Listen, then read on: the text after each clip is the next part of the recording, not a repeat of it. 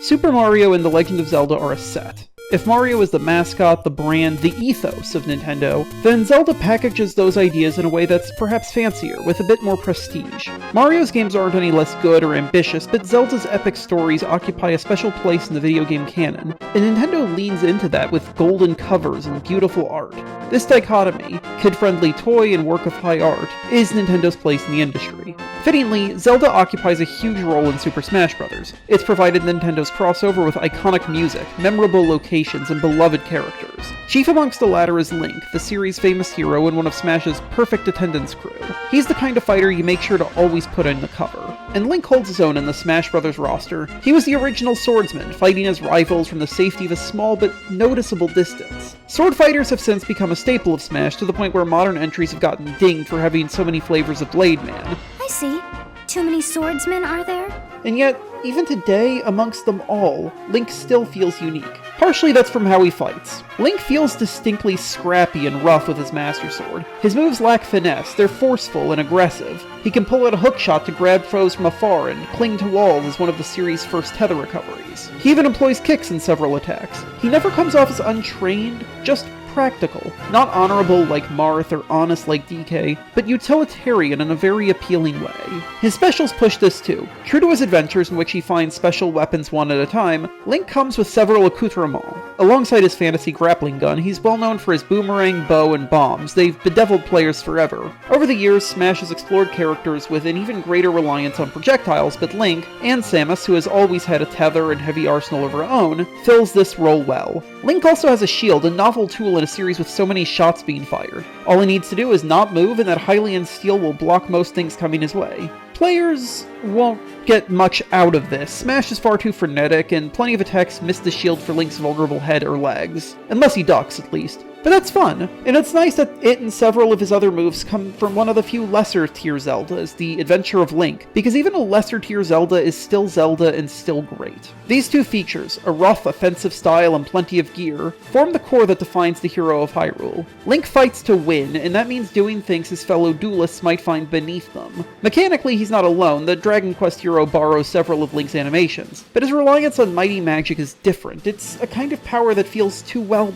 powerful. Not right for a character whose magic mostly lets him interact with the land. Link uses more down-to-earth tools and a more forceful fighting style, and that makes him feel oddly relatable. However, there's one other feature that's important to Link's core, something that goes beyond his style of fighting, so permit me to return to that dichotomy of Mario and Link.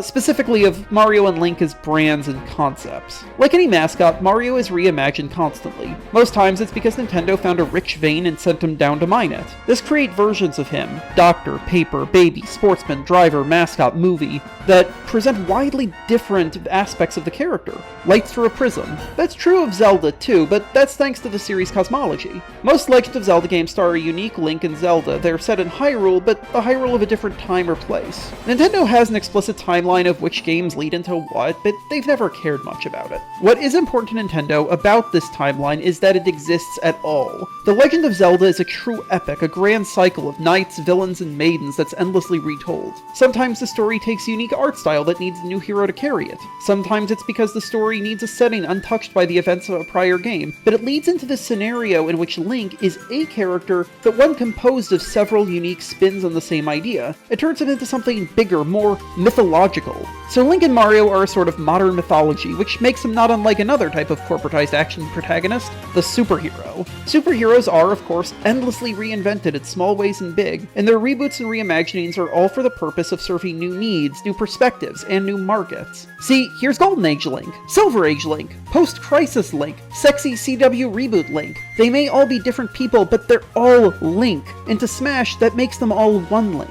We don't think of stories and characters like this, but it is how Smash thinks of its cast, as ideas first and foremost that meld together, as collections of virtues. This perspective has informed Link's depiction in Super Smash Bros. More than perhaps any other fighter. The first Smash Bros. In Melee used The Legend of Zelda Ocarina of Time's Link as their hero. It was the defining Zelda game at the time and one of the most important action games of the decade, so that made sense. That was what Link meant to players at the time. It was what Zelda meant to players. Years later, Super Smash Bros. Brawl would base its Link on his appearance in The Legend of Zelda Twilight Princess, and that also made sense. Twilight Princess was a hyped project when Brawl entered production and released a year later as the biggest Zelda game on the market, and its stab at realistic graphics coincidentally matched the ones the fighting game was exploring. These changes were mostly light though. The fighter looked grittier, his hookshot was a claw shot, but he was still Link. Notably, Smash for 3DS and Wii U kept it instead of switching to Link's look in Skyward Sword, the main Zelda game at that time. Why wasn't it chosen? Did the staff find that Link less satisfying? Really, it was probably just that Skyward Sword had already come out to an unusually mixed reception,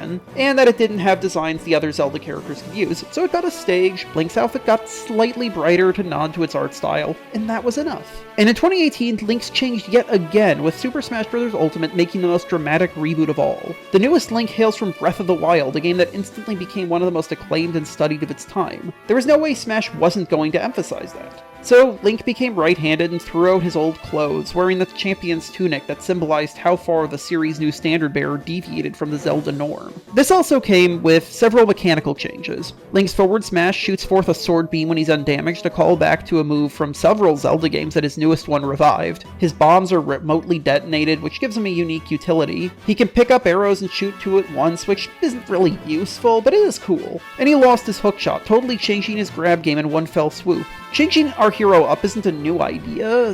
Link's updates in Brawl also came with a boomerang that could summon tornadoes. But Ultimate's updates are more numerous than the changes Smash usually gives to its veterans, and with the changes to his clothes, more visually clear. Link is not the only Smash Bros. Fighter with multiple actors. The Donkey Kong he fights is the grandson of the original Donkey Kong, the one from the arcades, but Smash always makes sure to credit him as debuting in his grandfather's game. He represents Donkey Kong as an idea, a brand, a meme in our culture. That's how Smash sees and presents all its fighters. But DK in Smash has still always been played by that one specific version. Link hasn't. He can be an entirely new person and still just Link. It's gone to the point of obsession for the crossover where Link's even managed to get spin-offs. We'll get to Young Link and Toon Link eventually, but Link having 3 versions of himself is important. They aren't just clones or semi-clones, they're extensions of the Link concept, extensions of the brand. In some ways, it feels inevitable that he would have gotten so many clones. And this couldn't happen to a better fighter, and not just because Link has the benefit of being multiple people as it is. Whenever Nintendo indulges their love of experimentation or exploration, Link is one of their best tools. His games are filled with lands to discover, secrets to find, and devices to play with. You could argue that his Smash kit encourages the same kind of exploration, and if so, it's a great way to honor the Zelda legacy. And that would be enough, but on a basic level, Link is also very accessible and fun. His moveset is easy to understand. His slashes have a weight and strength to them, while his projectiles are great to fire again and again. Every gimmick he's had is generally unobtrusive and fairly passive. That makes him a great choice for being spun off into clones, and it makes him a great choice for being tweaked from game to game. Link always plays well, so he rolls with changes. Complex, fun, and happy to change, that's our boy. He's one of the best examples of how Super Smash Bros. Views its cast as ideas we interact with every time we play their games. But he's also a good example in how that philosophy isn't passive. It informs each fighter in each change, and for a crossover as big and long-lasting as this, that's immeasurably helpful. Clearly, it helps Smash find the core truths of Link, auxiliary tools, an aggressive style, and a mythical legacy, and fashion it into something satisfying. Thanks for watching! If you like this video, please consider liking, subscribing, or supporting Source Gaming. To our Patreons, you can see them on the screen. Thanks to you as well. See you next time, and remember to return to the source.